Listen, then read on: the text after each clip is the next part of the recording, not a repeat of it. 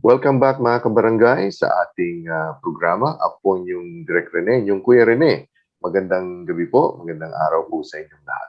Sa araw na ito, napakaswerte po natin dahil meron po tayong mga kapanayam mula po sa Pilipinas. Specifically, siya po isang professor sa Universidad ng Santo Tomas, the oldest university in Asia.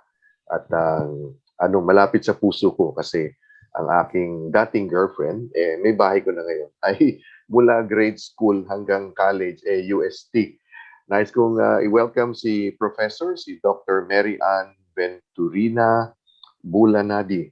And Mary Ann, Professor Mary Ann, kumusta? Mabuti po, magandang umaga. Ay, magandang tanghali dito Tanghali. sa Pilipinas. Alam ko po, gabi sa inyo. +5 Yes, po ba? Tama plus po 5 ba? hours. Oo. At si Ma'am Mary Ann po ay isang professor sa interior design. Ano po, Mary Ann? Opo, Interior Design sa University of Santo Tomas, College of Fine Arts and Design. Yun. Kaya nga, lalo akong, actually, ano lang, kasi sabi nga nung una ni Mary Ann, paano mo ako na ano? Sabi ko, wala. Pumunta lang ako sa UST website, tapos yung Varsitarian, tinignan ko lang yung mga may mga research, interior design. Yun ang aking asawa, interior designer. Sabi ko, ito, subukan ko. And thank you very much dahil pumayag po kayo na, Mary Ann. Meron po akong estudyante na nasa New Zealand, Okay. practicing interior designer. Interior design din. Oh, wow. Practicing interior, parang dalawa po yata sa mga estudyante ko ang nandyan sa New Zealand. Oh, And wow. I also have friends there po. I know New Zealand is a good place. Yes, oo, yung yung safe siya dahil because of the nature, the environment, pero may problema din, but not as as grabe sa atin, ano. Mary Ann, taga saan ka sa atin, sa Pilipinas? Taga-Tondo, Maynila po ako. Oh, okay. Medyo malapit din naman sa UST. Mm. Dito po ako sa Tondo, sa Mibalot, Tondo, Manila. Okay. Wala kang probinsya, yung mga gano'n? Meron po akong probinsya, taga Hagonoy, Bulacan po kami, pero bihira na rin po umuwi doon dahil palaging binabaha. Tsaka yung yung Hagonoy is talagang nasa kalagitnaan ng Katagalugan ba tawag noon, no? Parang kasi in terms of arts and culture, maano din yung Hagonoy, Bulacan, no? So kayo, Madaming artist po sa Hagonoy. maraming artist yan, that's correct. So ngayon ay face-to-face na ba ang pagtuturo? Ay hindi, naiba na ang school year sa Pilipinas, ano? Opo, ang school year po sa atin, first semester is August to December. So matatapos na po yung first sem. Okay. And then we resume January up to June. Okay. Tapos Ngayon, may summer. May summer pa ba? May summer class? May summer po. They call it special term. Special term. Opo. Tapos yung for this semester, hindi pa rin siya face-to-face kasi nga meron to bagong virus. At syempre, mahirap din para sa mga teacher, lalo sa mga bata na pumasok. Ang tinuturo mo, Mary Ann, is it undergrad or sa postgrad, sa graduate school, or both? Undergrad po, pero I am more of, I research. Actually, half of my units in the university is researching. I've been doing this for almost 2 decades already. Wow. Kaya nga, maayos naman po at buti naging researcher ako kasi nabigyan ko oras at panahon yung tinatawag ko advocacy. Correct, oo. Yun po yung gusto kong i-share sa inyo. Yes. Malaman niyo po yung mga pinaggagawa ko dito sa aside from teaching, this is what correct. I also do. Opo. So, yun nga yung isa sa mga gusto nating malaman kay Mary Ann. Lalo na yung nasa backdrop mo, Mary Ann. Ano yan may kwento yan eh. Ano ba yan, yung backdrop na yan? Opo. May kwento po yan. Mamaya isasama natin sa kwento. Ayun, okay. So ang isa sa mga main focus ng research ni Mary Ann ay ang Casa Nakpil. Yan ay sa may Quiapo. Tawag po namin ay Bahay Nakpil Bahay, Bautista. hindi casa, is Spanish pala. Bahay Nakpil, no? Yan ay sa Quiapo. So, Mary Ann, nasa sa'yo na yung pagkakataon to ikwento mo sa amin kung ano ba itong yung advocacy research. Sige po. Okay. Mag-share po ako ng screen, ha? Yes, oo, Mas para maganda yung visual. nakikita nila yung ating pinag-uusapan. Opo. Correct. Okay. Share ko ang aking screen. So, research is the groundwork for a successful advocacy. Yan ang isa sa mga, wow! Colorful. Ito muna yung ating first slide. Sige. So, okay. I would like to present the use of exhibition spaces in connecting research and advocacy as a sustainable form of information dissemination Correct. in cultural heritage. Exhibition spaces helps translate research into a visual and auditory experience for its audiences. As researchers adopt their research topic as an advocacy, they tell a more impassioned story. So gusto ko pong i-share sa inyo na doon sa pagre-research ko, naging output ko po yung exhibition design at saka adaptive reuse. It is said that research is the groundwork for a successful advocacy. In the case of my research direction, the more I learned about my research topics, the more I realized how important it was to share the output with others in my field so that there will be more of us doing the work properly. Hindi ko po siya pinagdadamot. Talagang gusto ko mga kasama ko, mga kasabay ko yung interested din doon sa pinaka-topic na ginagawa. So, ang nangyayari po, pag meron akong mga projects, I invite people who are interested with that particular research project. Collaborative pala yung mo. Very collaborative po. Tsaka masaya kasi pag collaborative ka. Nasi-share mo, natututo ka rin from them, and then sila din natututo sa inyo. Okay. Sabi ko nga po, I do not work to have an effective advocacy actually by forcing it.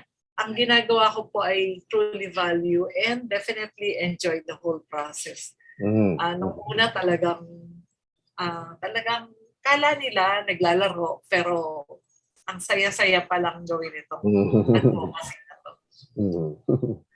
Okay. So for this presentation, let me share with you two research works that demonstrate a successful research advocacy in art, design, and culture.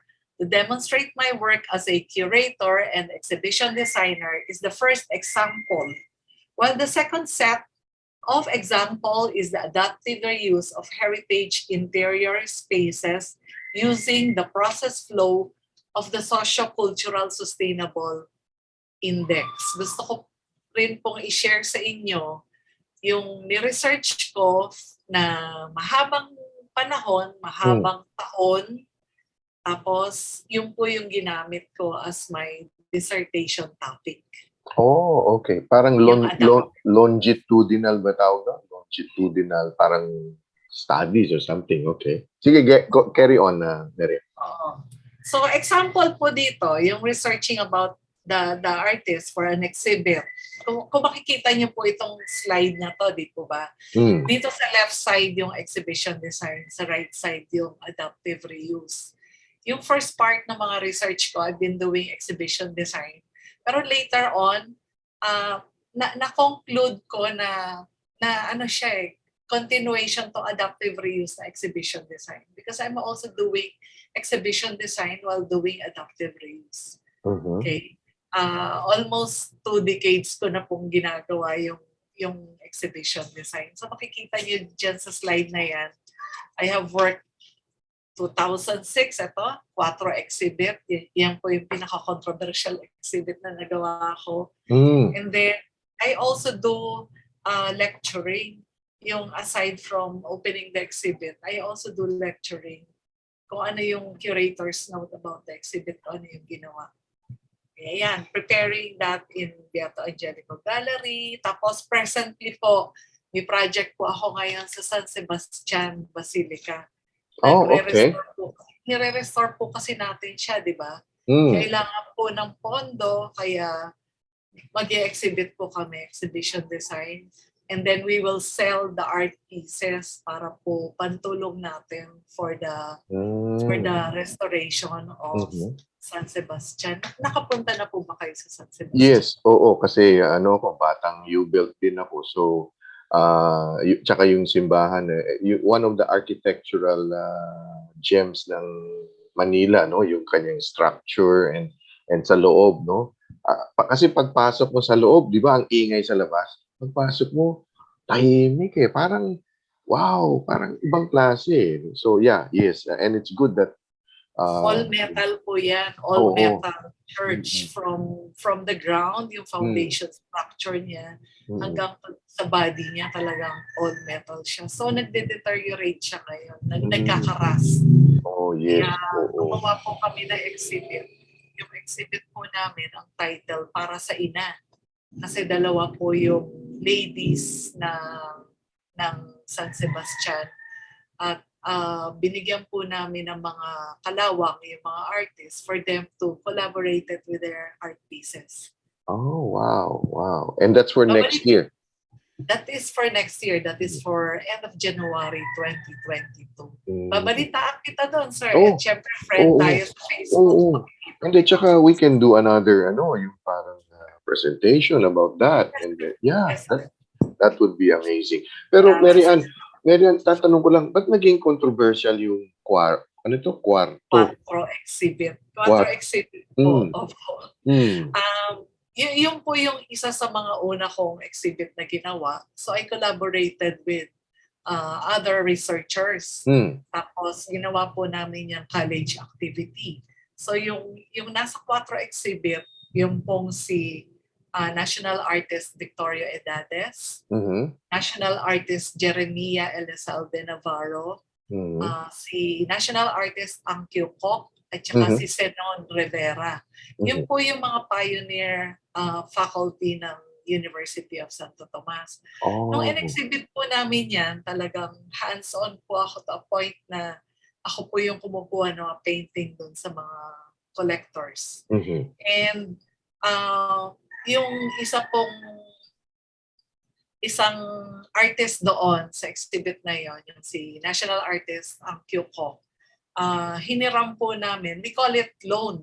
We loan the art pieces to a friend na yung isa po ay Dean ng Medicine, tapos yung isa naman po from the Philippine School of Interior Design. And then they said that it is not true daw, yung hindi daw totoo yung pieces. So that made it controversial.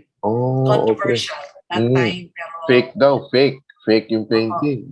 Wow. Pero my purpose there is really to educate the students for them to see.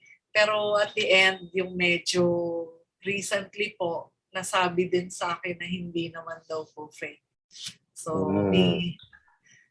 yun. Tapos I was all over the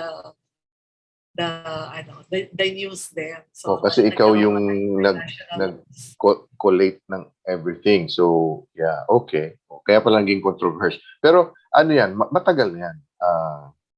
When was this? It was 2006. Nandyan pa ako. Nandyan. Ako pa po yung ako pa po yung director ng Beato Angelico Gallery ng US. But anyway, yeah, you surpassed that, and I mean, ano na yun, kasama talaga sa biyahe natin dito sa mundo yung mga gano'n. So, carry on na, Mary Ann. Sige, go. Yes.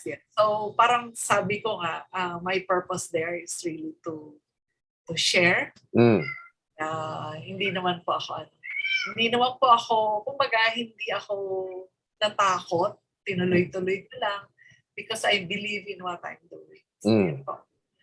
And then, on the right, ito po yung adaptive reuse na sinasabi ko. This is the second example of the one that I would like to share with you. And for a long time po kasi I've been voluntarily curating for the old Bahay ng Phil Bautista in Quiapo. To sum it up po, 107 years old na po yung bahay, pero it's still in pristine condition. So it's a bahay na bato, meaning yung ground floor is concrete, tapos upper floor is made of wood. Okay? So pag mamaya po, ipapaintindi ko sa inyo kung ano yung ibig sabihin na adaptive reuse. So makikita niyo po dyan yung in meeting with the owners and the stakeholders of the house. So pinapaayos namin siya ngayon because we would like to reopen even though wala pa tayo masyadong face-to-face. But we would like Bahay Nakpil to be to share Bahay Nakpil still even though we have this particular condition. Ano naman po siya, pwede namang pumunta doon basta meron kayong appointment. So, yeah. Anong address niya, Mary Ann? Sa ano? It's 432 Bautista Street, formerly Barbosa Street, Quiapo. Okay. All right. Okay. 432 Barbosa Street sa Quiapo. Okay. Yan. Ito po, this is the Beato Angelico Gallery, tapos ayan yung seal ng University of Santo Tomas, and then the seal of the College of Fine Arts and Interior Design. This one.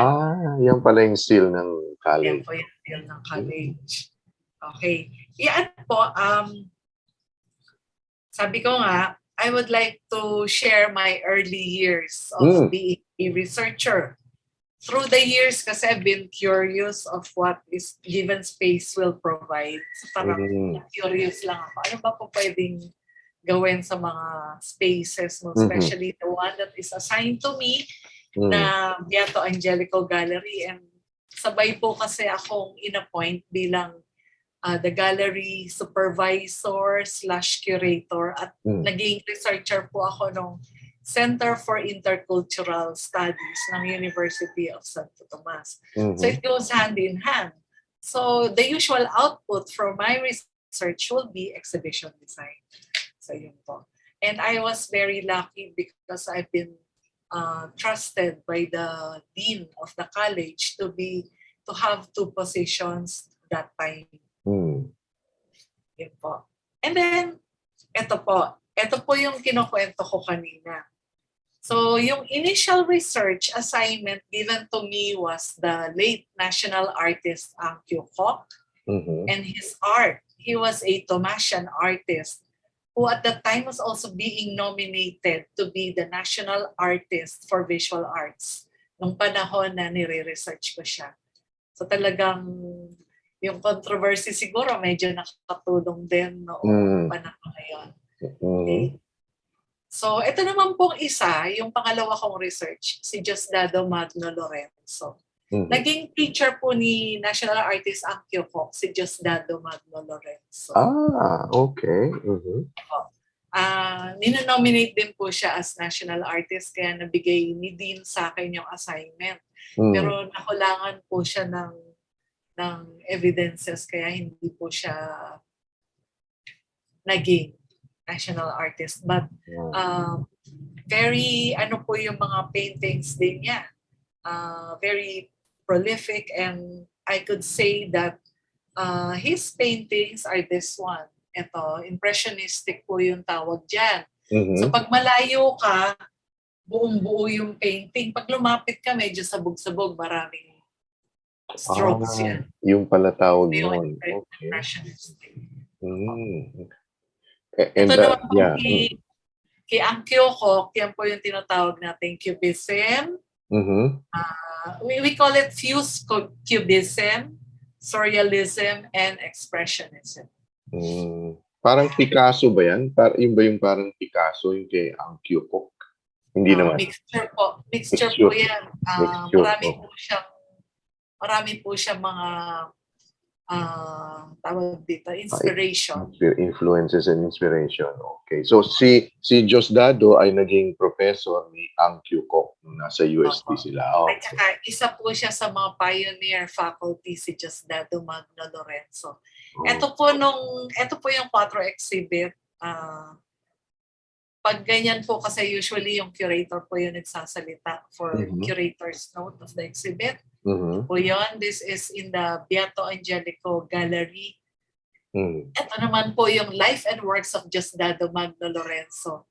Ayan din po ako. So I talked about Diosdado Magno Lorenzo's work in the UST Museum. Ito po yung lobby ng UST Museum. Actually po, ito pong Diosdado Magno Lorenzo, naging traveling exhibit. From the GSIS Museo ng Sining, tinravel ko po siya sa UST Museum at saka po sa Beato Angelico Gallery. At saka po sa na-exhibit ko rin po siya sa library, Miguel Benavides Library of the University of Santo Tomas. So these are my first 2 researches. And then, yung initial research ko po yun ay naging madami pa. So after these 2 assignments, I was given free hand to discover more and had proposed an exhibit about pioneer faculty of fine arts in UST, which took inspiration from the research and exhibition work of the late UP professor. Ito yon, si Santiago Jack Pilar. Kamamatay po niya last year because of COVID also. Sorry to hear that. So siya po yung professor sa UP who is one of my inspirations. Curator po siya doon sa University of the Philippines. So ginawa po niya yung pioneer faculty of UP in fine arts. That's why I was inspired to do pioneer art educators in the University of Santo Tomas. And then, I also did this UST Fine Arts Next Generation Moderns as another research topic where I was able to create a data bank of the alumni, which eventually became Artistang Tomasino ako.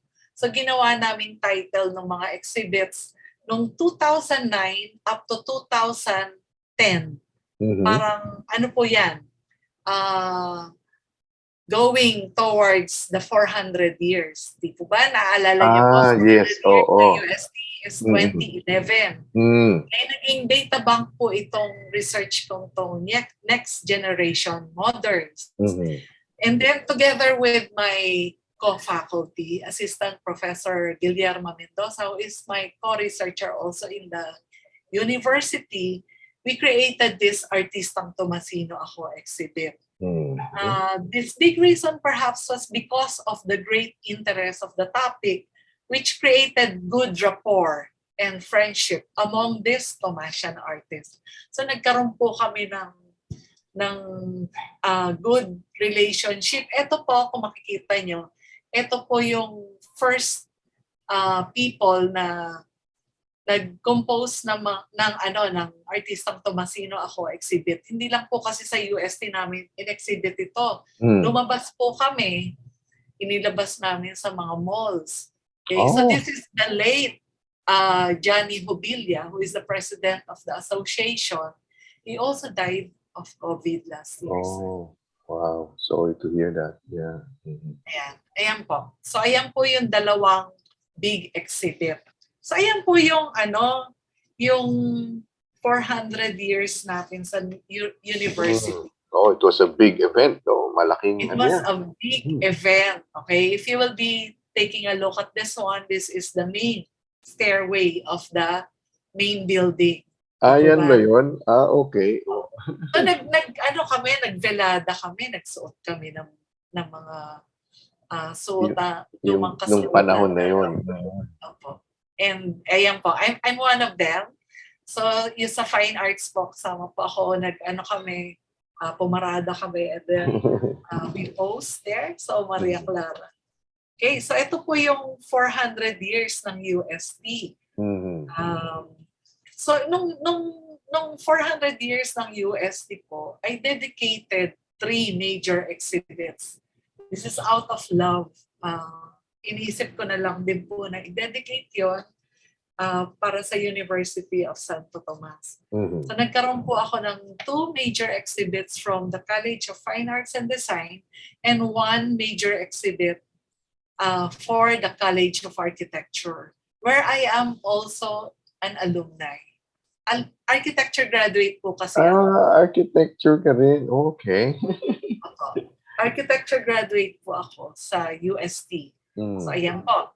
So, eto po yung here are the exhibits that we did for the quadricentennial year. So, 3 po yan, which I collaborated with different organizations.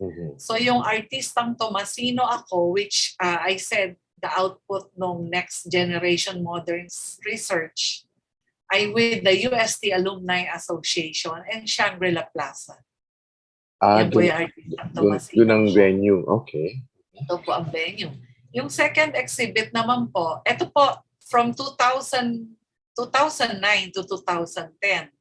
Noong 2011, with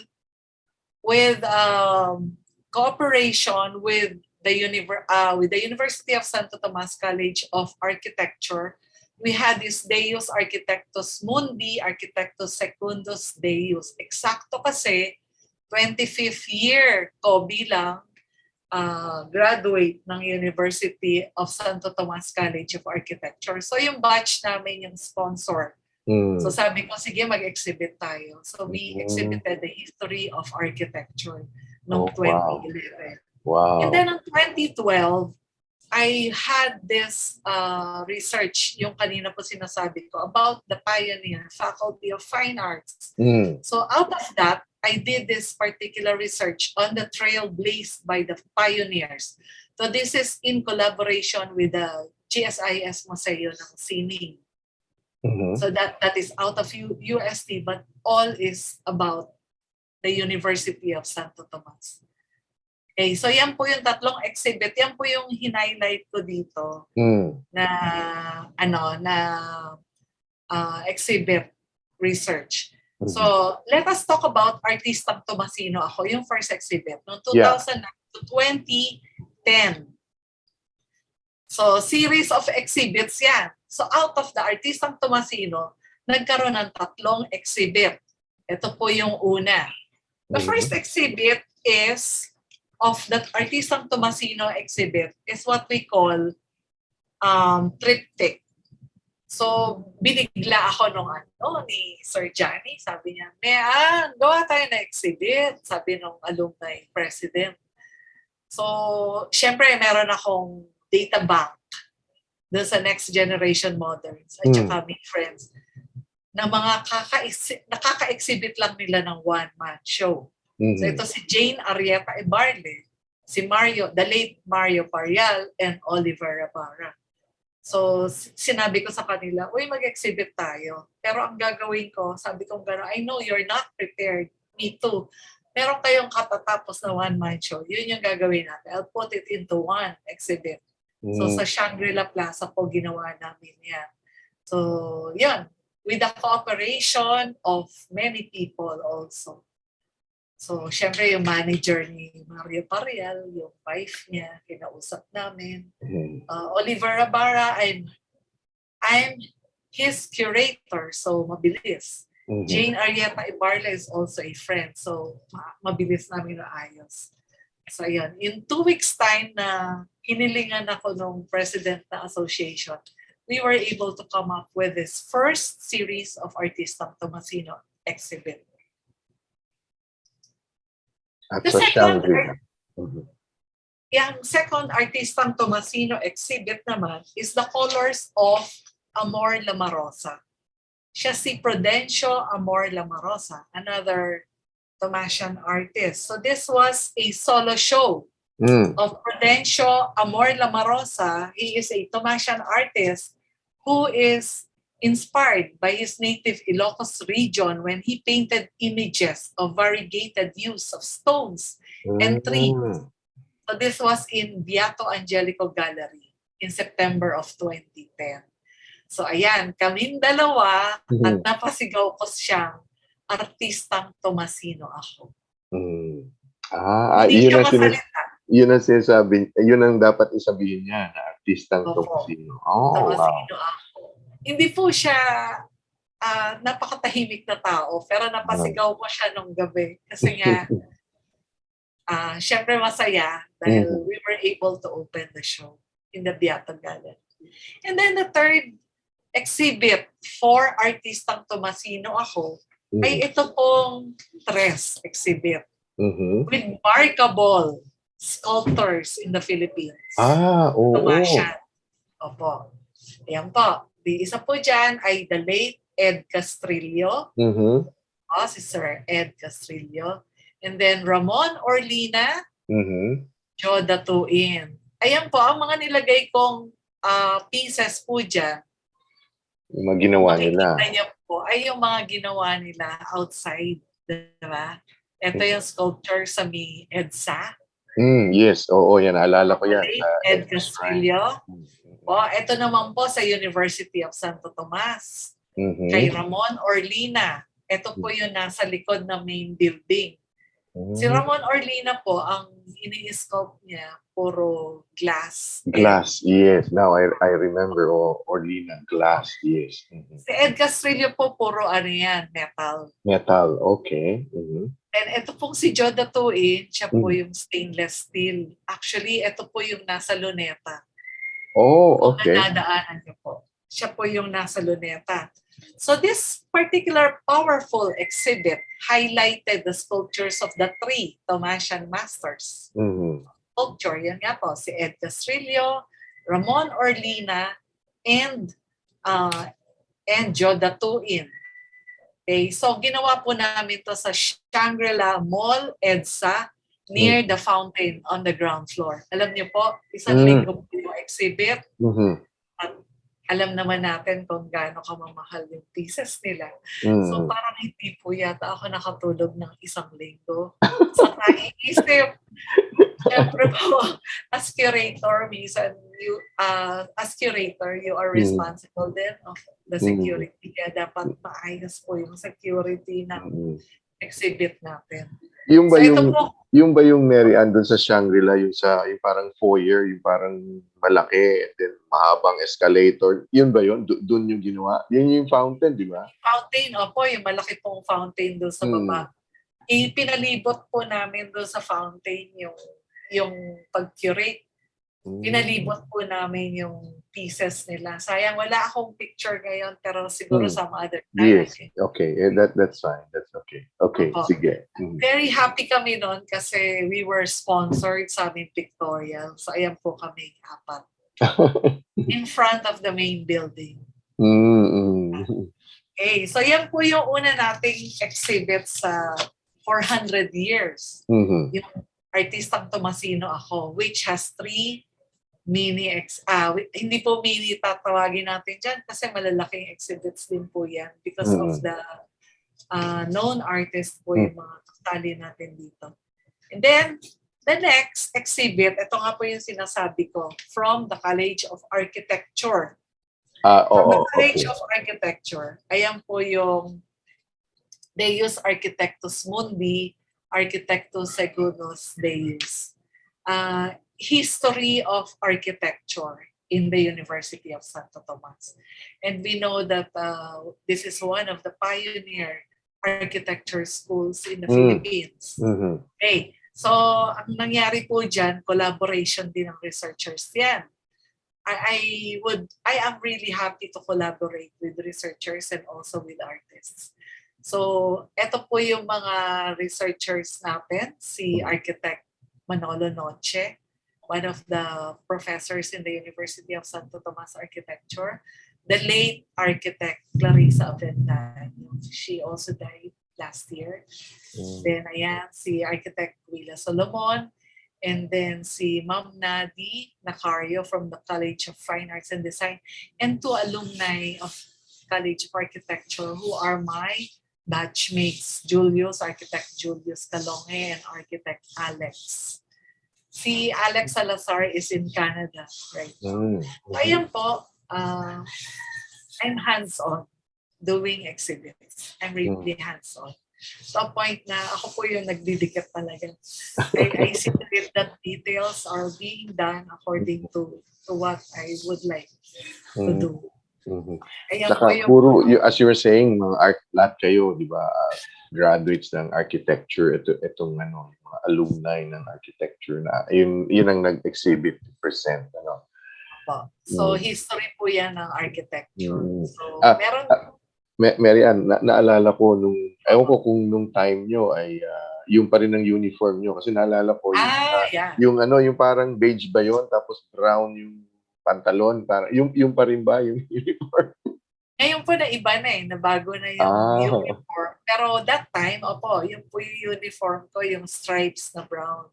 Tsaka brown pants. Brown pants, oo. Tapos yung sa... Alala niya, pag sumusunod kayo. Oo, para hindi pa yung misis ko, hindi ko pa siya kilala noon nung time na yun. But I remember that, no? Kasi sinasabi ko sa mga estudyante ko, huwag niyo akong gayahin because it took me 4 universities bago ako gumraduate. So, bumagsak ako kasi engineer gusto ko pero hindi ako papasa. So, natapos ako sa FEU. So, FEU, University Belt, malapit yan sa sa lahat na pupuntahan namin na And the UST is ewan ko, parang kasi may history yung lugar eh. It has a historical significance, no? So every time pupunta ako doon, iba yung na-invite ko. But carry on with your presentation. Naalala ko lang yung uniforme. Oo nga. Sana pala naglagay ako dito. But anyway, yan po. Ang nakipag-collaborate din po ako sa College of Music kasi part din nila eh. And even yung pong Fine Arts and Design, kasi dati, College of Architecture and Fine Arts. Tapos naghiwalay po yung dalawa. Naging College of Architecture, tapos naging College of Fine Arts and Design na lang ngayon. Okay. So yan po, nung panahon namin, syempre 1986 po ako gumraduate ng architecture. So College of Architecture and Fine Arts pa yan dati. So yan po yung history na ginawa as an exhibit. Okay. Ito po yung ika-third para sa mga exhibit po ng quadricentennial. Ito po yung On the Trail Blazed by the Pioneers. Ito yung mga pioneer faculty ng University of Santo Tomas Fine Arts. Ang dami po niya. 17 yan, mga kilala. Victoria Edades, national artist, Victoria Edades. Ayan, si Galo Ocampo. Nandyan si Manansala. Nandyan yan po, mga kilala po yung mga pioneer faculty of fine arts. So, ang ginawa po namin, in-exhibit po namin yan sa GSIS Museo ng Sining. So, yung first part, puro painting ng mga pioneers. And then yung second part, ginawa ko po, pinakollaborate ko doon sa mga present faculty namin. Pinadrawing ko tong mga pioneer faculty, yung mga yung mga portrait nila. So yun yung second gallery. Tapos yung third gallery, mga trabaho ng mga next generation moderns para makita nila na ang galing ng Tomasian artist, hindi lang huminto kung anong panahon. Tuloy-tuloy po yan. May continuity, no? May continuity yung legacy. Oh, that's good. Very good. Hanggang ngayon po, magagaling ang artistang Tomasino. Siguro dyan sa New Zealand, merong mga artistang Tomasino.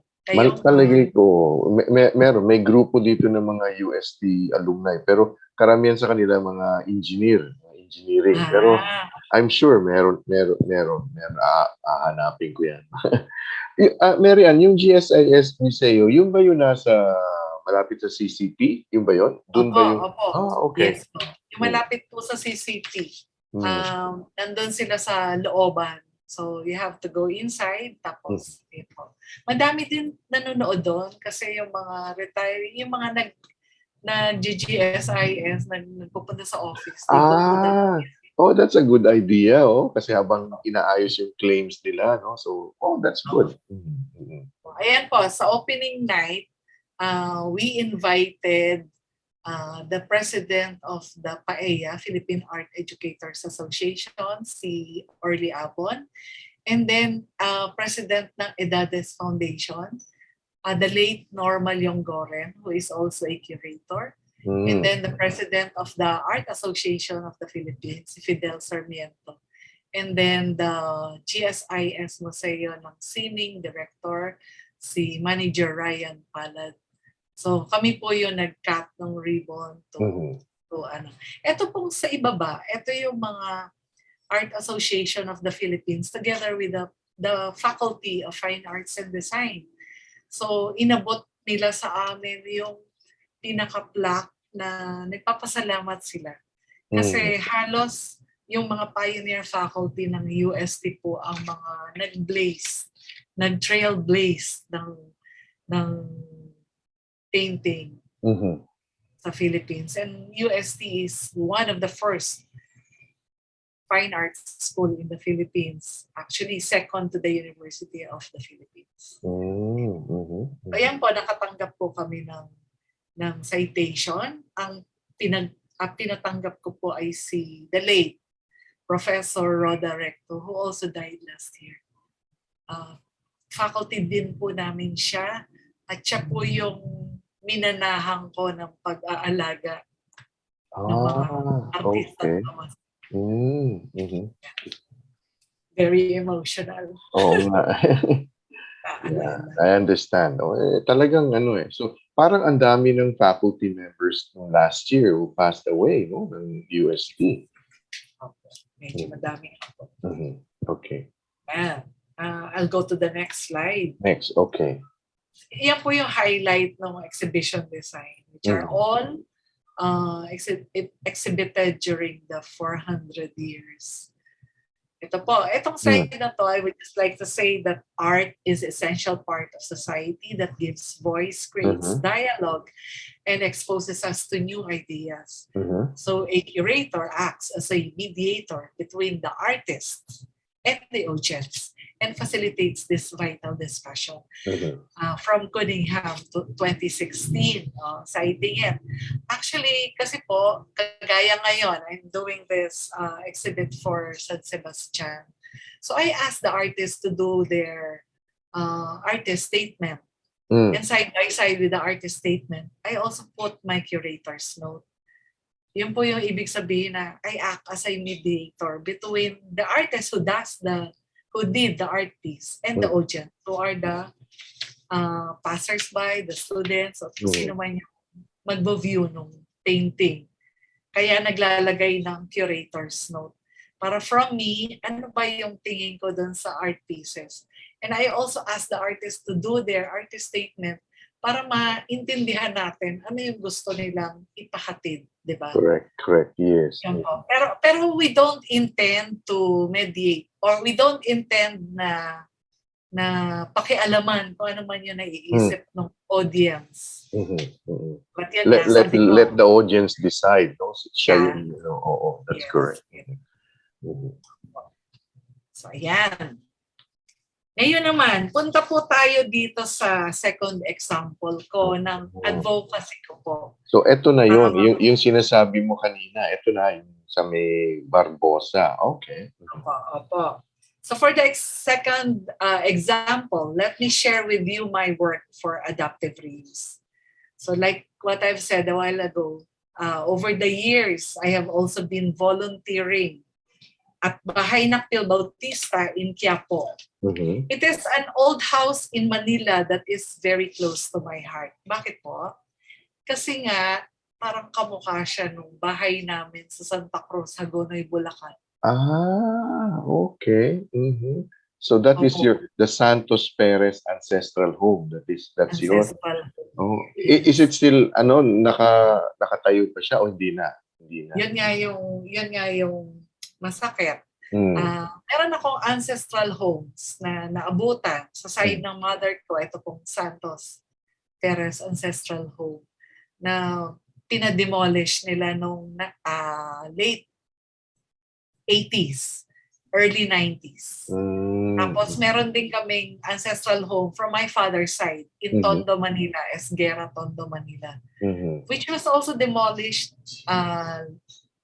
mid-1980s. Oh, Bakit okay. sila dinemolish pareho? Kasi parang pag nagstay ba yung bahay na yan, ano yung magiging maintenance niya?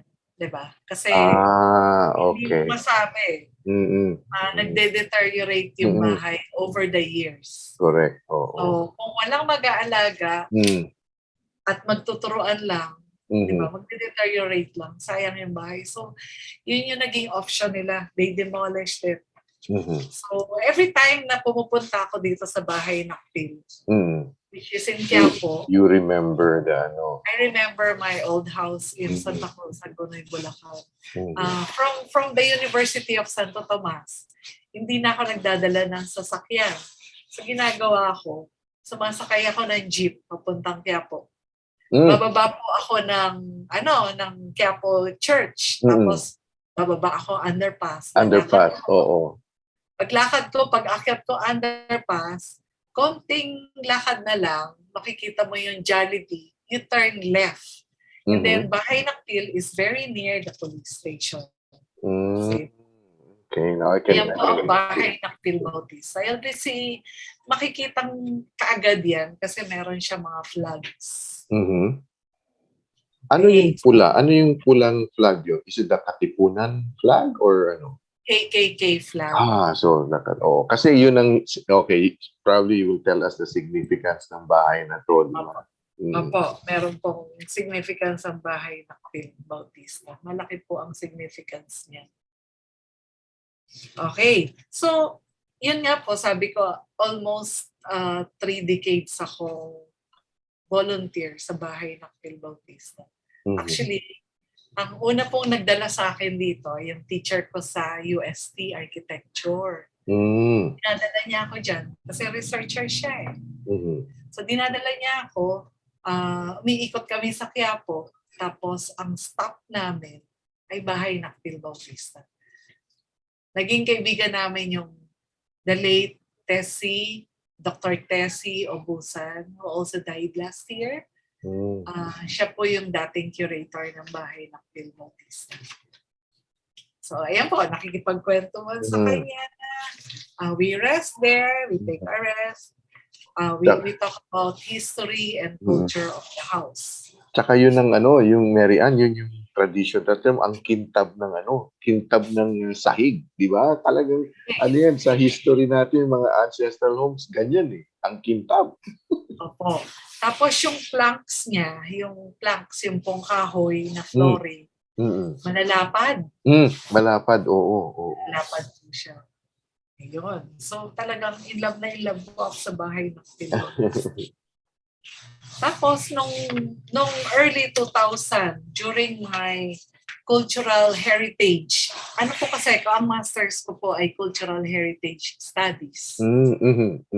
Yung teacher naman namin, si Dr. Eric Cerudo, ang gumawa naman siya ng Juan Luna walking tour.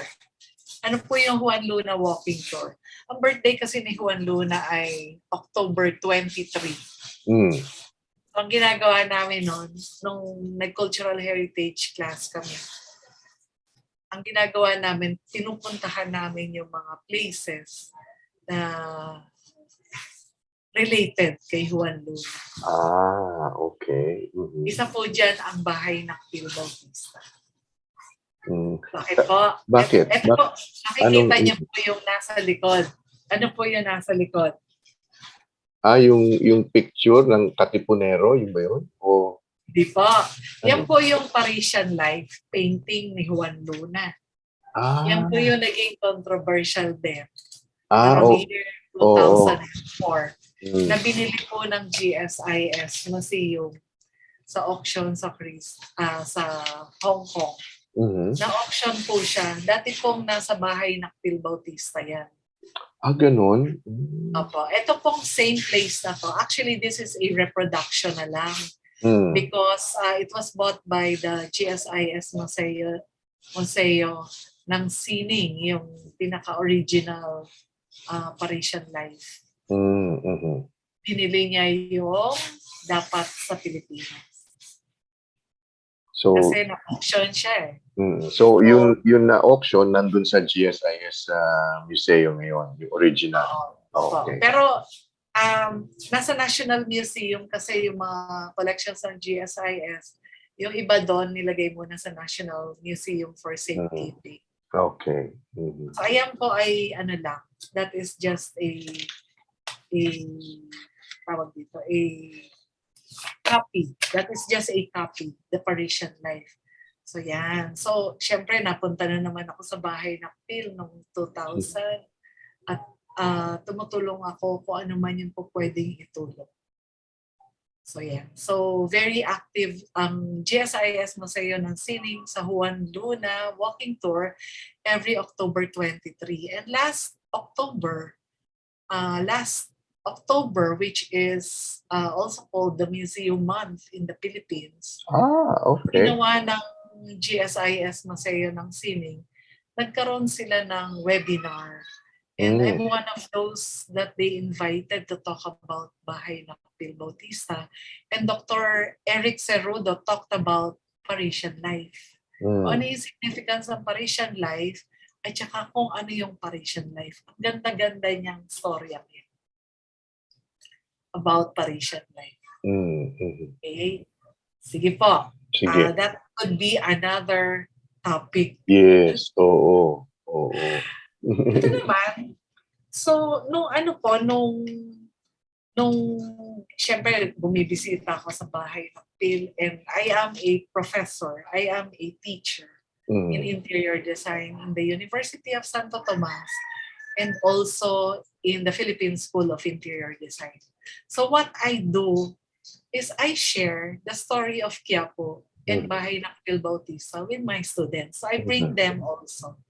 So yan yung ginawa ko. Dinadala ko sila doon para maintindihan nila na old houses can also be restored and can also be designed. Okay. So yun po. So yan yung mga ginawa ko in the past. And then, with my involvement in Bahay ng Phil Bautista over the years, noong 2013, dumating po yung president, yung naging president ng Bahay ng Phil Bautista Foundation. Ito po yon, si Maria Paz Nakpil Santos Viola. Isa siya sa mga heir ng Bahay ng Phil from New York. So nag-retire na siya doon. And then, what she did is, naging president po siya ng foundation. So we worked together. And then, noong 2013, I officially accepted to be a volunteer curator of the house. So naging volunteer curator po ako.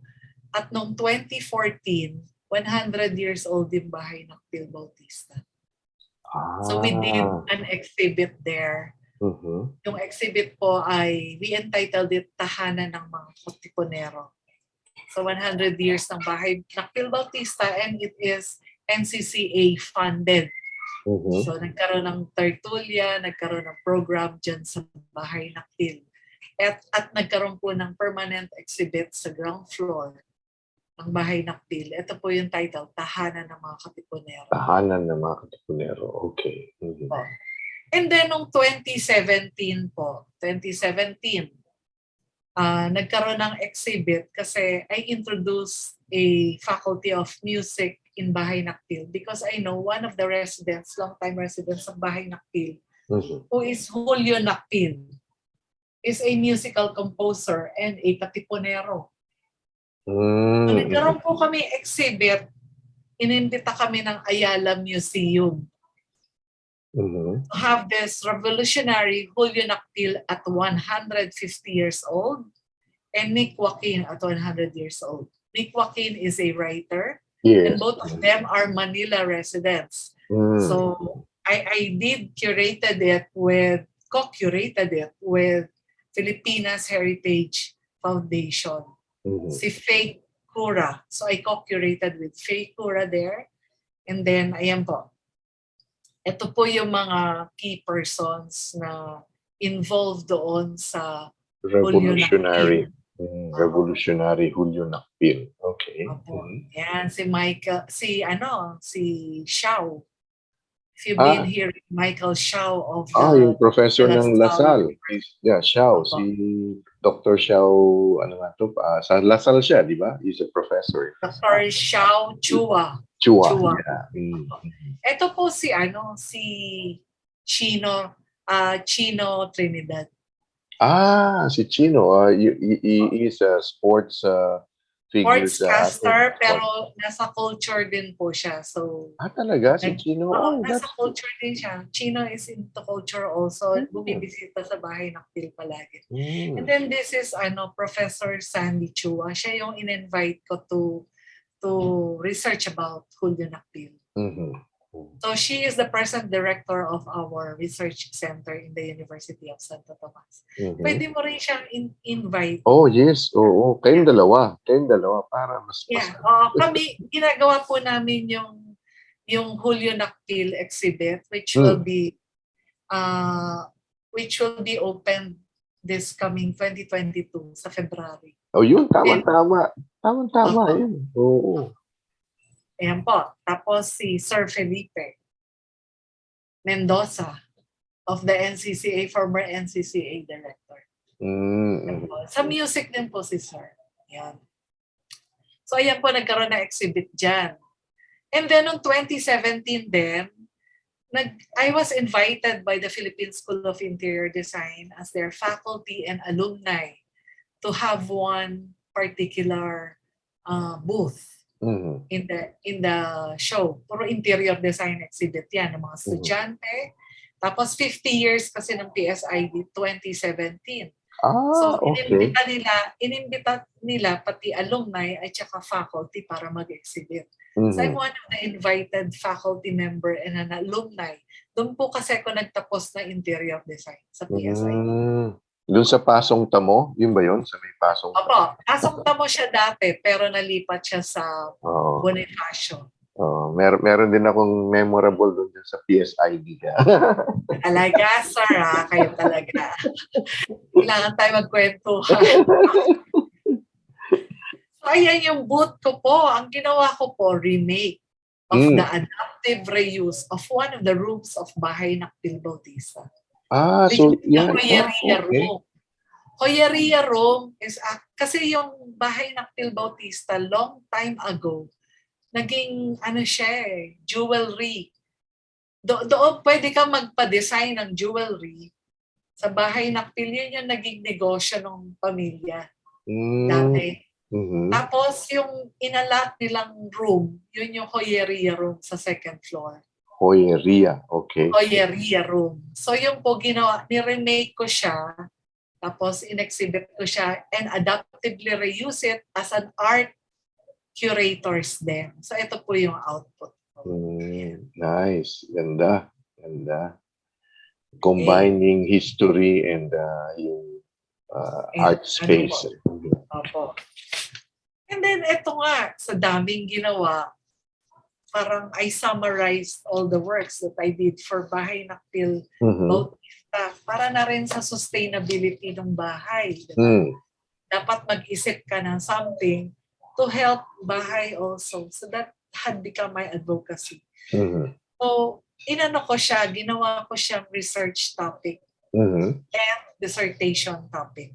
So ito yung curating sustainable adaptive reuse of Bahay Nakpil Bautista. Developing indices for historic spaces. So yun yung naging output of the dissertation. I defended last June 2020. Last year po, online. Kasagsagan ng kasagsagan ng COVID-19. Talagang hindi ko alam kung ano mangyayari sa akin noon. Pero I really prayed and sabi ko nga, I want this to be I want to finish this. Gusto ko siya matapos. Alam ko, maraming magbe-benefit out of this. Mhm. Especially yung mga interior designers that who would like to go further, who would like to have their projects na mga adaptive reuse. So, kailangan nila ng indices or yung guidelines po Mhm. kung papaano mag-adaptive reuse. So, nung June 22, 2020, I was able to defend online. And I'm so proud, sir. It's a Meritissimus Oh, wow. certificate.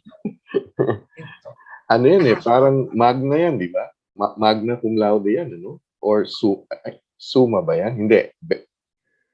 Actually, syempre, kinocompute pa nila yung mga output mo dati, etc. Mm. But yung Meritissimus po is the highest for dissertation. For one particular. Pero all in all po, I am cum laude po for... At saka, Mary Ann, this is a pioneering, as you were saying, yung mga interior designer students and enthusiasts. Ito yung magiging guidelines and then, kasi ang dami pang mga ganito, di ba? Parang mga bahay na marami pang mga cultural and heritage, na dapat i-preserve and Yeah, Yes. very nice, very good. So, ayan, yung pinanimulaan ng mga ginawa ko pong talks. Mula nung 2020, ang dami ko na pong na-share ng mga interior design schools at saka agencies. And even the government, to help in some policies of this particular heritage houses. Tsaka yung CHED din, di ba? I suppose you also coordinate with CHED, di ba? Sila din yung nag-create ng mga, ano ba yung IRR, rules and regulations or something. I don't know. But this is a very laudable project in development studies. No? And alam ko, 20, 30 years mo itong binubuno. Mula nung nasa kolehiyo ka pa lang, palagi ko, this is the part of the journey. But it's not ending. No? Hindi ito yung ending. Actually, pwede sabihin, beginning na naman to for further. Talagang, siguro pag mahal mo, like, yun nga po, it's an advocacy na talaga. Parang nasa akin na, sa pagising ko pa lang, iniisip ko. And actually, this coming Saturday, I will be there because nagre-recurate po kami. So, I was able to bring pieces there already. And re-repaint ko po yung particular room ng Julio Nactil, yung sinasabi ko po sa inyo. So, itong bahay Nactil, it's still owned by the family, no? But they created a foundation to help run it and so yung galing New York na nag-retire, siya ngayon ang presidente, working closely with them. So this is a private wala ang gobyerno, wala silang pondo or whatever na tulong ginagawa ng gobyerno. Actually, may marker siya. Meron siyang marker. May dalawa siyang marker from NHI and NHCA. NCCA. Okay. Nagkaroon ng marker, pero with the help, pag kumukuha lang kaming grant, doon kami nabibigyan. But yung family talaga is very, very supportive. And isa po doon sa family, si Dr. Fernando Shalsipa. If you have been hearing about him. Naririnig ko si Dr. Shalsipa. Sa Ateneo? Yes, Ateneo. Yes, History. Ateneo History Professor. Isa po siya sa mga kapamilya. Dr. Fernando Nactil Shalsipa po yan, si Sir. Yung, I don't know, yung asawa ni Lian Alejandro, di ba yung pinatay na student leader, si Lindy Nactil Alejandro yun eh. So, most likely, baka relative, pero hindi ko pa na sa kanila. So, full on, yung ginagawa. So, aside from teaching and researching, so your advocacy and as you said, volunteer curator, no? Talagang Kasi this passion is keeping you talagang ano. 2 stories ba yan, Mary Ann? Or meron pa siyang basement? May basement ba yan? Hindi naman. Po yan, meron siyang zaguan, we call zaguan yung ground floor, tapos meron siyang mezzanine and then second floor. Wala siyang basement nung ano. Wala pong basement. Oo. Ito na po, next slide tayo. Sige. Ngayon, gusto ko lang pong para maintindihan lang po ng mga audience natin kung ano po yung adaptive reuse. I would like to make you understand what adaptive reuse is. So, yung heritage houses natin and similar structures have 3 destinies according to Wong 2016. Pwede siyang ma-demolish, yung demolition. Pwede naman siya ma-preserve. Preservation yung as is lang. Kung ano yung gamit, yun lang din. Pero the very best is adaptive reuse. Masusustain mo siya. Meaning, preserve mo siya as is and then use it para sa contemporary use. Like for example, bahay ng Phil is a museum. Hindi siya tirahan or yung kagaya dati na residential. Naging museum na siya. So naging showcase na siya. So yun yung adaptive reuse. Yung po yung adaptive reuse. Furtherly, ano ba ang adaptive reuse? So the concept of adaptive reuse as defined by the National Historical Commission of the Philippines entails continued uses of the structure and converting it into its renewed uses. So for this reason, adaptive reuse is the most practical of the 3 destinies. Yung kaninang minention natin, di ba? Yung either demolition, preservation, or adaptive reuse. It extends the lives of buildings and its new use will be attuned to contemporary use, making the process sustainable. This is supported by Ilya and Brostrom in 2015, who found that adaptive reuse is a positive strategy to make built environment sustainable. Thus, the structure is useful in the long term, making it sustainable option rather than demolition or preservation or rebuilding. Alam mo, dyan sa last statement na yan, parang nafe-feel ko yung na-feel mo every time you see bahay nakpil. Kasi nga, because of the demolition of your ancestral homes, no? For whatever reason, hindi naman natin gina-judge ang mga reason ng pagdi-demolish ng mga structures, but yeah. Kasi pag parang species yan, di ba? Pag na-extinct, nawala na. Parang ganun, di ba? Oo. Hindi na makikita nung next generation. Next generation, correct. Design and significance and purpose. Ito ba? So, furtherly, gusto ko ring maintindihan natin bakit siya yung magandang solution rather than demolition. So they extend the lives of the buildings according to Berkauser. Yan, ito yung isang example. At sasabihin natin na adaptive reuse sustains the cycle of growth and change. Yan, di ba? Bakit niya sinusustain? Ano ibig sabihin natin na they sustain the cycle of growth and change? Bakit po kaya? Because there is growth because the structure transformed into its new use. And there is change because it is no longer the same kung ano man yung ginagamit nila dati sa original use. So it creates a new history for the structure and the people who use it as well as its community. So an example that I got is this cafe, Grand Cafe 1919 in Binondo. Nababasa mo to, sir? Yes, oo. Oo. Formerly, it's HSBC. Chinatown branch. Okay, parang natatandaan ko. 1922. Tatandaan ko yung Hong Kong and Shanghai Bank yan sa Chinatown. Opo. So, ginawa siyang cafe. Mm. Yan, that is adaptive reuse. So, they retained yung mga columns, marami silang ni-retain. And then, they make it as a cafe. Napakadaming pumupunta dyan.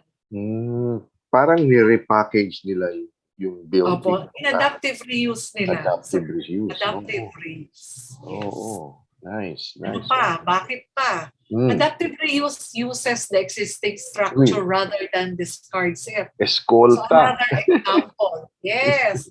Yan, marami ka naaalala dyan. Oo, naalala. Kasi dyan yung bus stop ng Manila. And ano yung lab bus? Lambas. Yan, panahon natin. So ito yung sinasabi nila, ito yung first United Building Escolta. Ito yan.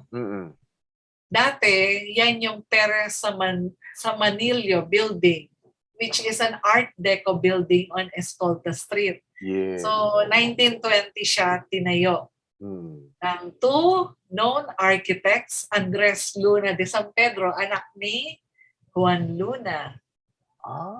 Okay. And Juan Nactil, and was completed in 1928. Okay, today, ang gamit sa kanya yung hub, make love, an artist and creative expressing their respective crafts through selling and other activities in the ground space for sustainability. May mga cafe, merong tindahan doon, meron siyang barbershop, tapos yung offices sa taas, maintained. And the owner of the house, sila Mr. Lianteng, Robert and Lorraine, very mahal nila yung building. They protect the building a lot. Tsaka yan yung sa tapat ng Santa Cruz Church ba? Sa gilid po siya. So, pag ganyan, ito yan, First United, tapos sa dulo yung Santa Cruz Church. Medyo malapit din. Oo. Tapos may tulay dyan, di ba? May tulay. May tulay. Few steps to Santa Cruz. Santa Cruz Bridge. Oo, Santa Cruz Church. Tapos pag gumanong ka konti, that is Jones Bridge. Very historical yung mga lugar niya. Yan. So, adaptive reuse uses materials that are already there. So, an example dito is yung ruins ng Talisay, Negros Occidental. Have you been here, sir? Hindi ako umabot dyan, hanggang Bacolod lang. Pero nakikita ko sa mga pictures yan eh. Oo, ang ganda niya. Oo, ang ganda niya. It still stands strong. It was built early 1900s. Inspiration ito is Italian architecture. Over a 440 hectare sugar plantation. Ginawa nila museum.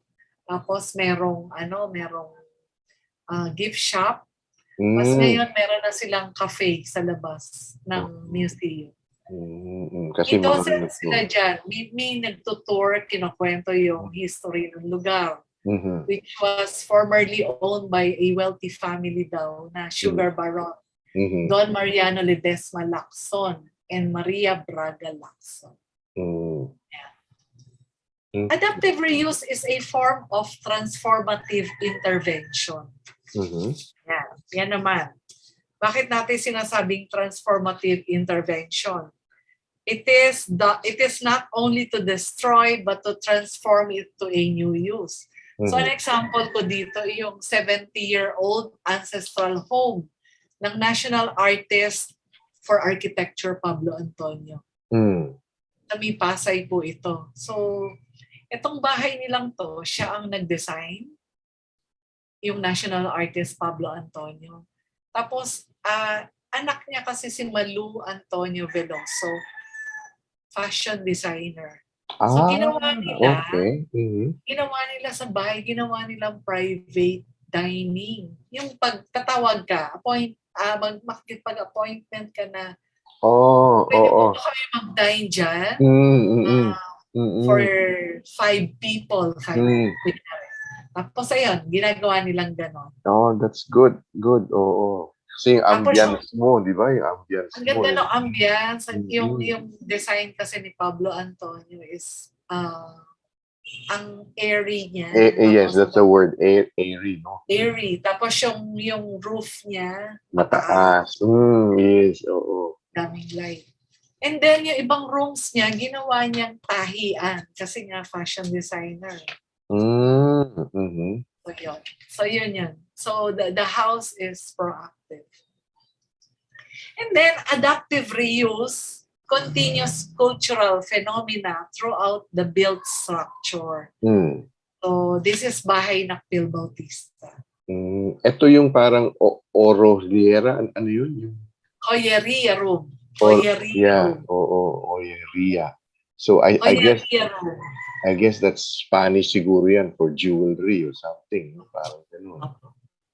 So ito yung 1914 binilt nga ni architect Arcadio Arellano. So two-story house, di ba kanina tinatanong mo, sir, kung may basement, wala siyang basement. Meron siyang ground floor, mezzanine, then second floor. Okay, so that the house design is what we call Venice Secession style. It's an Art Nouveau. It's one of the Art Nouveau style. So, period na Art Nouveau is Venice Secession. So, ayan.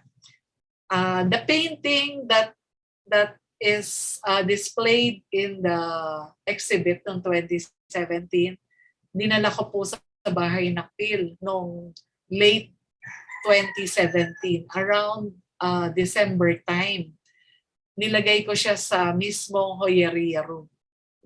Ayan po yun. Actually, etong mural na to, 5 artist po yung gumawa dyan. Mga kilalang Filipino artist po yan. Alfred Galvez, Julius Legaspi, Derek Makutay, Abe Orobia, and Jared Diokte. Yan po ay 5 pieces, pinagsama-sama po namin yan, and then it became the mural of the exhibit. And then I brought it to Bahay Nakpil, inilagay po dyan. Pero ang ginawa po namin, we decided on this, pinag-usapan po namin, ayan po si Maria Santos Viola, yung pong president ng foundation. Ayan po ako, tapos yung mga volunteers po. This is Anson Yu, a volunteer photographer. Ito mga docent, mga artist po yan. So ginawa po namin, pina-auction po namin sa Leon Gallery, yung mural, noong late 2017. Bakit? Kaya po nag-decide kami para sa sustainability ng Bahay Nakpil. Parang additional naman. Okay. To sustain Bahay Nakpil. Tsaka so, yung 2017 ito, naka-social distancing na kayo dyan, no? Oo nga. Nagpa-social distancing para isa-isa daw kami doon sa mural. Okay. Yeah, fair enough. Tama. Ayan, sir. And then, adaptive reuse connects the fabric of time and space. I got this example in Vegan, yung Padre Burgos house. This is an old house of Padre Jose Burgos. He is a priest who advocated political and church reforms in favor of native clergymen during the Spanish colonial era. So, kinoconnect niya yung time and space, di ba? Through the content of the old house, ginawang museum ito. So, nandyan pa rin yung storya mula flooring hanggang sa content. Oo nga eh. Tsaka yung mga mga paintings ba yun? Yung naka-ano doon? Yung mga paintings, which has been done recently lang din naman yan. Pero yung painting na yan is about the works of Jose Burgos during his time. Tsaka yung continuity, yung parang rooms, no? And ito naman ay Miranila. Naririnig ko yan, Opo, ito po yung 7th kung ano yung reason why adaptive reuse is most practical one. It's because it preserves its memory. I got this example. This is the Miranila House and Library in Quezon City. Actually, this is the former house of the Benitez family. This was built in 1929 and was declared by the NHCP as a heritage house. So this house is an Art Deco style, which has a Florence, Italy architectural style also. So ito yung mga yung mga may-ari ng PWU, Helena. Yes, oo, yung Benitez, oo. So it preserves the memory. Nandiyan yung mga gamit nila. So makikita niyo yung mga gamit nila Helena Benitez dyan. From the ground floor up to the fourth floor. Four stories nakasulat. May basement and may tower pa. Serve as an observation point. Wow. So it is open to the public, pero syempre magpapa-reserve ka. Sa Main Manila yan, di ba? Sa Main Manila. Sa Main Manila. Malapit sa may Green Hills. Yes, oo. Tama. So ayan. So yun yung 7 reasons why adaptive reuse is important. So ito naman yung gusto ko lang ipakita yung kung bakit. Why? The goal of my research and advocacy was developed an index. Yung guide ng mga interior designers who would like to be development specialists for adaptive reuse. Kasi walang local standards tayo. So, ginawa ko, nag-research ako sa abroad, outside, nagbasa ako, of course, yung related literature natin, di ba? Hinanap ko kung ano yung pwede kong maging example, maging model for guidelines. Wala ako makitang local standards kasi. So, ang nakita ko lang, doon sa sa international, I was able to see one. And yun yung naging not pattern, pero isa sa mga inspiration ko of doing these guidelines. Okay, so how can the index be used? Ito yung guidelines. Ito yung process flow. 6 yan nung una. 6. Pero ang ginawa ko, I was able to make it 5. Kung paano natin gagawin yung index. So the first step 1 is to review the background of the study. Pag-aralan mo, ano ba yun? Ano ba yung gusto mong gawin para doon sa old house? And then I evaluated the present status. Ang daming ginawa dyan, sir. Talagang parang hindi... my study actually is ethnographic study. Ethnographic. Okay. Diba sabi nila pag ethnographic, at least a year. Pero sabi ko nga, di ba, 30 years ako nag-observe sa bahay. Participant observation, mga ganun, ano? Pero itong ginawang sinasabing evaluating, parang the last 2 years before my presentations and dissertation, I did works like doing the as-built plan. Pag sinabi as-built plan ng bahay, i-re-measure mo siya. Kasi baka may movement o baka may pinalitan. So i-re-measure mo siya, you do a plan. Tapos ginawan din niya ng study ng identification ng kahoy. Ano ba yung mga kahoy na nandyan? Para kung masisira, alam mo yung ipapalit. Kung ano ipapalit.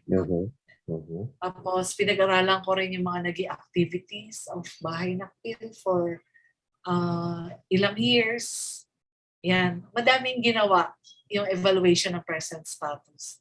Pati chinek din kung matibay pa siya. And I could say that bahay nakpil is still in pristine condition. 107 years old na siya ngayon. Yan. And then we organize interviews, roundtable meetings, focus group discussion. Yan yung step 3. Ang dami kong pinuntahan. Noong 2018, I went to different schools. Wala pang COVID noon. So I went even up to Samar to give a talk para magkaroon lang din ako interaction with students. Sa mga experts din, maintindihan ko kung ano yung pwede kong direksyon. Ang nakakatuwa, noong 2017, di ba ginawa ko yung booth ko sa PSID as yung adaptive. curators. Sabi? Curators. Curators, art curators din. And then, after a year, noong 2018, annual kasi yung exhibit ng PSID. Siguro na-inspire sila. Lahat sila puro adaptive reuse noong 2018. Yung title. Na-influence na sila. So with that, sir, talagang I'm so happy na sobrang kasiyahan na sabi ko nga. Yung na-i-share ko siguro na nakikita nila na dapat maging ganito. And pag-advocacy mo talaga at nakita mong may nakikinig o kaya merong mga taong nai-inspire. Diba? The more that you would like to do your advocacy, ituloy-tuloy. That's correct. Na-apply nila, no? Yung nakikita nila sa'yo. And ang nakakatuwa, sir, ngayon, sa UST, meron kaming tinatawag na mga subjects na elective. And my department chair was able to give me an elective na so personal to me. So binigyan nila ako for second semester, binigay nila sa akin ang isang subject na adaptive reuse. At saka exhibition. At saka exhibition design. So I was teaching adaptive reuse and exhibition design as elective subject for interior design. And I'm happy with that kasi siguro they were able to see yung mga ginagawa. And maswerte. Hindi naman dapat, sir, huminto sa sarili mo yan. Oo. Napakaswerte ng mga estudyante mo niyan, Mary Ann, because dapat ma-share mo talaga. Hindi mo dapat idamot. Kailangan i-share mo sa kanila para continuous. Para yung mga susunod na generation, they'll be able to do what you have been starting or yung mga na kuha mo in the past, ginagawa mo ngayon, magagawa pa rin sa next generation. Yes, that's right. Tapos, yung step 4 ko, ito yung determine the most appropriate reuse. So, ito yung joyeria room. Ayan yung itsura niya, yung original joyeria room. Joyeria, okay. Yun yung jewelry room. So, ang gumawa akong possible reuse rating. This is part of my study. And ayan, nilagyan ko ng number, yung scale for reuse. Tapos, naglagay ako ng type of reuse. Pwede siya educational, 2. Tapos, pwede siyang cultural and art, 3. Ibig sabihin 5. Ibig sabihin tamang-tama for an art curators din. Art curators din kasi sort of a temporary exhibition space. Diba? Related pa rin sa exhibition design, yung adaptive reuse. Yan yung step 4.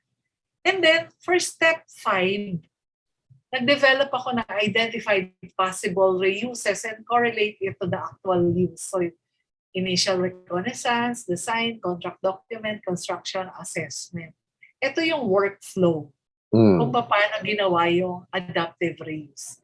So, hindi ka lang nag-magic overnight na yan, gagawin kong temporary exhibitions area. No.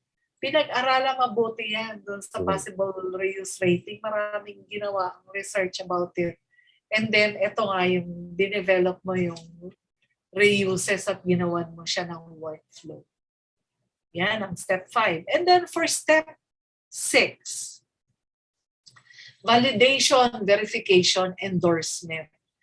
So pag gumagawa ka kasi ng adaptive reuse or kahit anong bagay naman, sir, di ba? It is right to validate, to verify, and then after that, you endorse. So ginawa ko, to validate it, nagkaroon ako ng exhibit. Nung dinala ko doon yung mural, nagkaroon kami ng opening. So I invited these people. They are known people in Manila. Ito po si Dr. Fernando Shalcita of Ateneo. And then from the curator of San Beda Alabang, Joseph Renta, the curator of the UST Museum, the director, Carlos Saico, president ng Philippine Art Educators Association.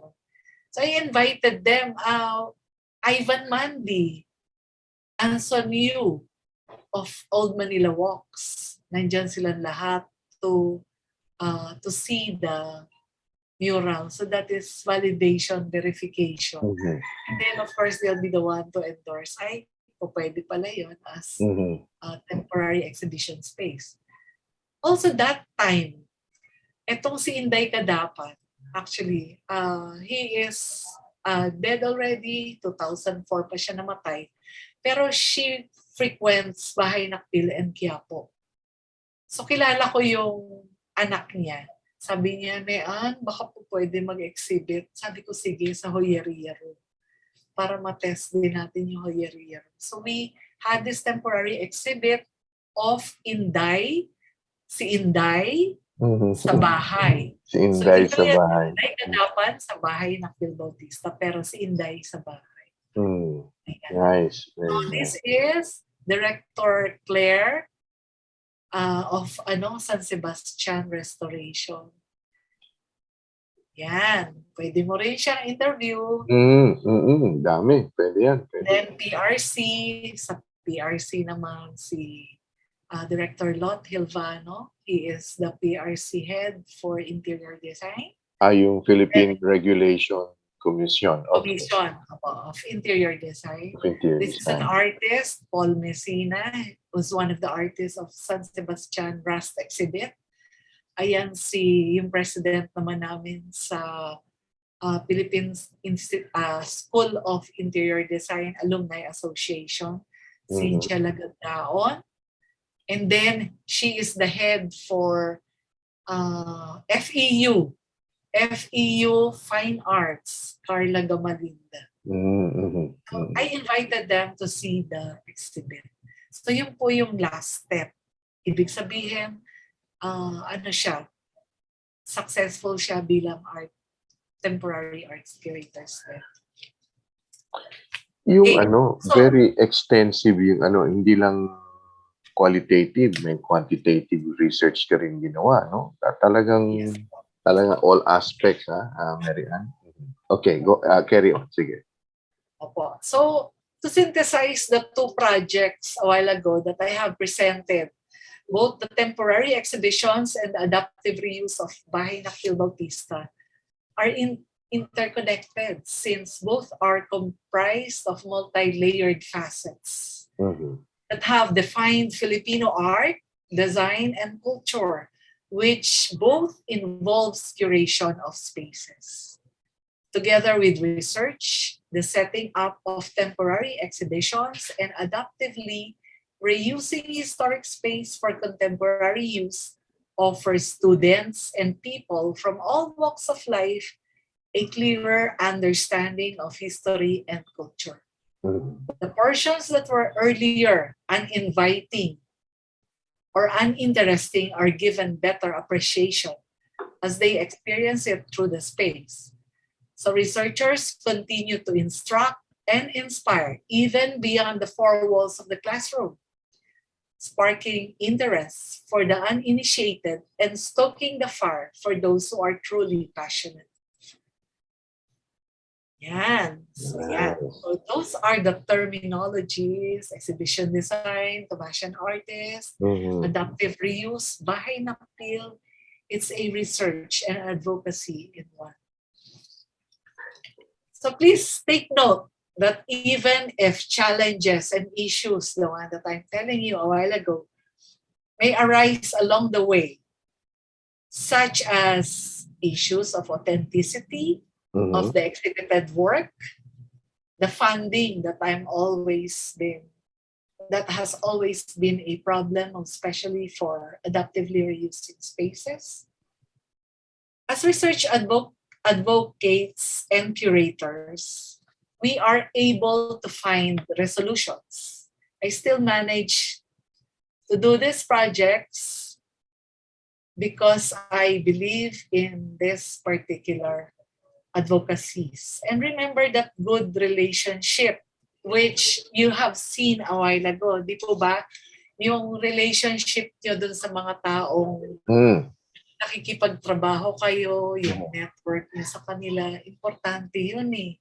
Yung po yung nagpatakbo sa akin for those years that I've been doing exhibition design and adaptive reuse. Yung relationship with them, the network. So to end, I encourage you as future researchers, kayo o future researchers, curators, people na nagkaroon ng interest with this talk, interior designers, di ba?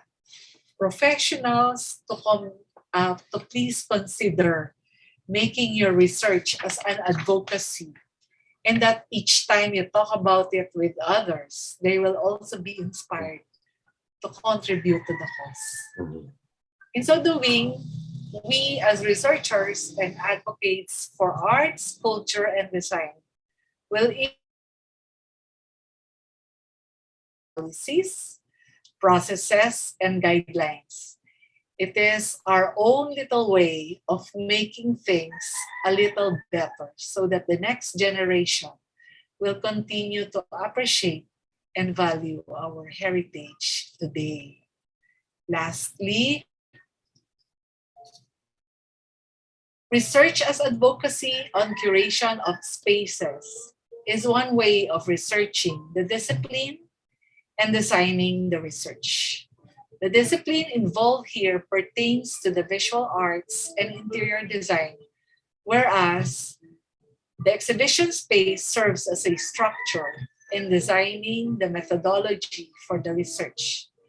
I hope that many of you will be inspired to take up research as a significant part of your work. There will be many more topics to be presented. There will be many topics to be known, especially here in your channel. Di po ba? Marami kayong mga research topics dito and big platforms which I know you will benefit from. Maraming salamat po. So this is research as advocacy on curation spaces. Maraming salamat. Yan po sir, na music na yan. Alam mo ba, music ni Julio Nakpil yan. Oh. Wow. The Nakpil family is really an amazing clan sa history natin at sa iba pang aspeto. Maraming salamat, Mary Ann. I mean, I think at the end of the day, it is the person, the researcher, no? Diyan siya nagsisimula eh. Pero magsisimula lang siya kung ay nasa loob, yung kalooban niya ay willing at nandoon yung the passion, because 30 years, Mary Ann, I mean, through ups and downs and but you kept on doing this and now it's beginning to bear fruit. Maganda yung ginawa mo na sa mga probinsya, pumunta ka rin so that it's not just centered in the city or in Manila and you went to Samar and Negros and other places. Kasi doon may mga din, no? May mga spaces din sila. Yung sa Talisay, di ba? I'm sure kasi ito yung mga sinaunang nagsettle ang mga Espanyol. So meron silang dyan yung mga bahay na bato and so many other things, no? Maraming salamat talaga sa iyo, Mary Ann, and we will share this with as many people as possible who are researchers and Kasi yung channel ko, sabi ko, it's a channel for researchers and trailblazers. Yan ang ano ko eh. So you are a trailblazer, Mary Ann. So and so I'm so privileged to know you. And hindi ito yung una't huling pagkakataon kasi with your upcoming projects, yun sa San Sebastian, no? I'm very much interested in that. Kasi I understand it came from Belgium ba? Yung Yung mga mga pieces, opo. oo, Isa-isa nilang dinala yan. dinala. Maganda pa, sir, doon sa San Sebastian, meron tayong docent kasi doon, yung nagto-talk about yung history at saka Mm, yung director ng San Sebastian. Kung yes. pwede po natin silang invite din, kung pwede Yes. tayo Mm-mm. maging panel, ma-share namin sa inyo yung ginagawang advocacy din. Yes, that's correct. And then I'll try to get some Kiwi or Filipino Kiwis na interesado sa ganon so that we'll have like a good yung hindi lang tayong dalawa, so meron tayong maganda yan, maganda planuhin natin yan for next year. I think we Yes. have enough time to do that. No? Mary Ann, maraming salamat ha at ako kung ano lang, kung nasa malapit lang ako sa iyo magkape tayo dapat magkwentuhan. But no, I mean, the border is beginning to open, and who knows, nandito ka sa New Zealand, and so many, although New Zealand is parang relatively bata ang kanyang kultura, pero as researching and designing the research, ano yan, pwede mo naman i-skew yan sa research mo kung ano yung aspeto, di ba? So, yeah, it's a good thing that we will carry on with ito ating pakikipag-ugnayan. So, thank you very much again, Mary Ann. And any final message for our listeners and viewers, Mary Ann? Maraming salamat sa mga nanonood dito sa channel. And yun nga po, nakakatuwang mag-share. And yun nga po, as my research, I know that it is lahat ng ginawa ko po ay advocacy, and talagang siguro I was inspired with reading also and experiencing people. And I think, like what I've been saying a while ago, talaga importante yung networking and relationship with the people that you are working with. And that will bring you a long way, especially if you want your research to push through at talagang nasa puso nyo yung gusto nyong mangyari, then pakikipag-ugnayan ang pinakamalaking bagay. Thank you. And wishing you a maligayang Pasko. Dahil December 2 po pala ngayon. Oo, ano na lang, 20, 23 days. 23 days to. Kailan matatapos yung klase nyo dyan sa UST, Mary Ann? Bali, next week is 2 weeks from now. Okay.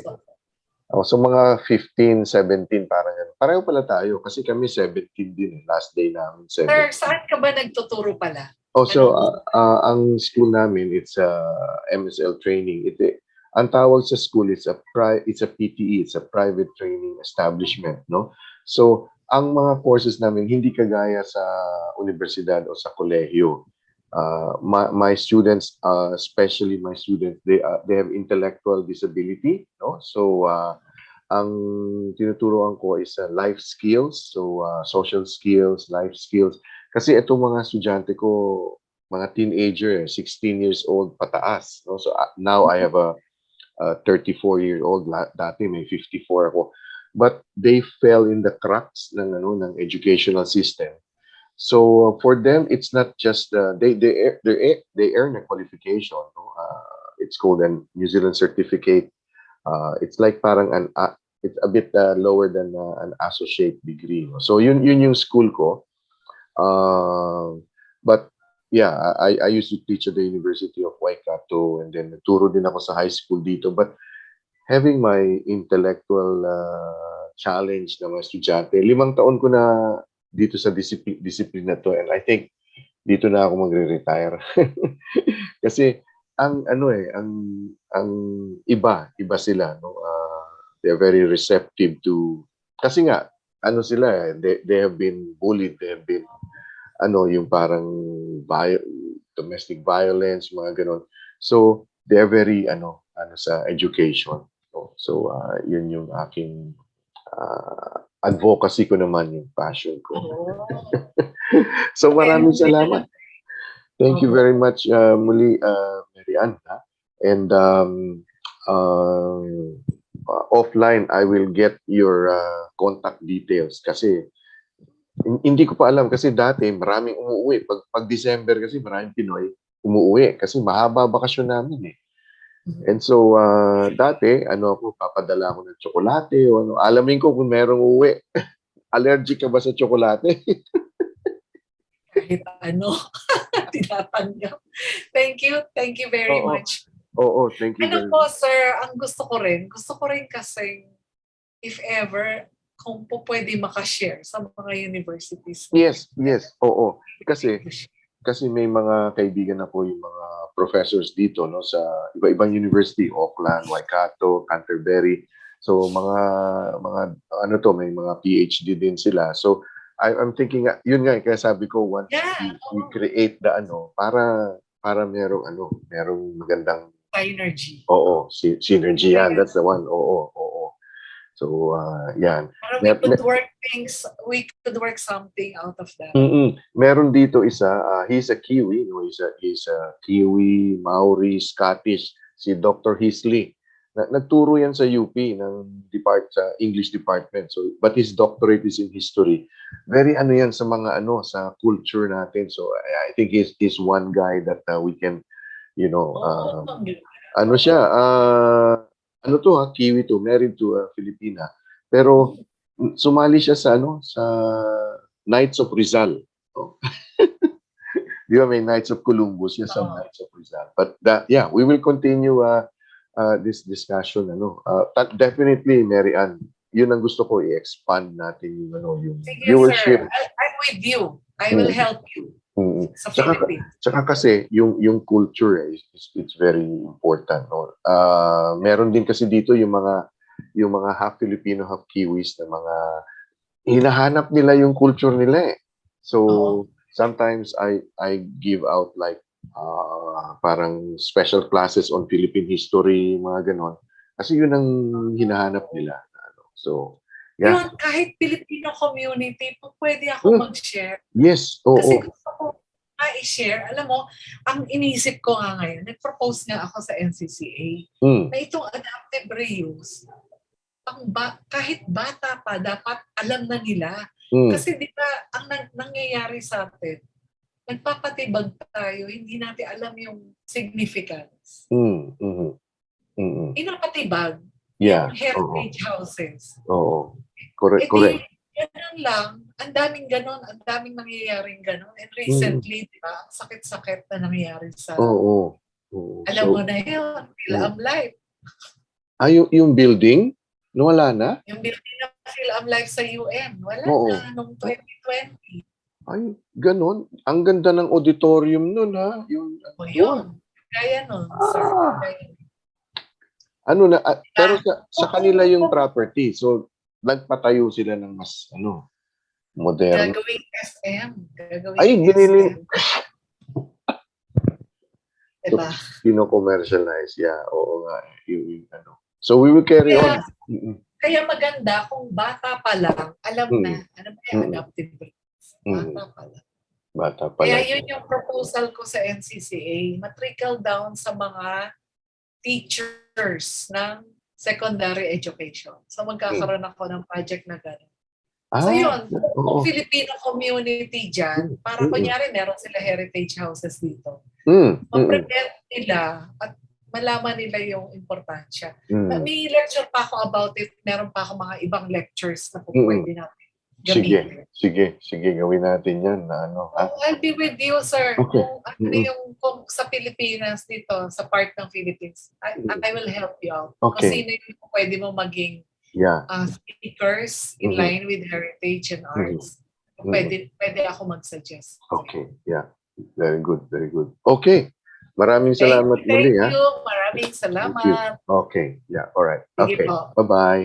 Ingat, ha? Bye. Okay, Papa. bye-bye. Kayo din. All right, okay.